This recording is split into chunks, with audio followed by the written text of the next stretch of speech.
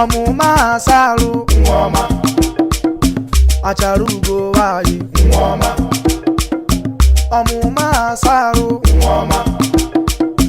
achara ugo nwanyị Nwoma, kiribenu n'ọla mma Nwoma, elewu kwa egbu ewu Nwoma, nwatakịrị makata mma ijuba obo onye mụrụ nwa wa Balabuma, tegide egwu m nwa bụ achara ugo Ode, tegide egwu m ọmụta ogoshi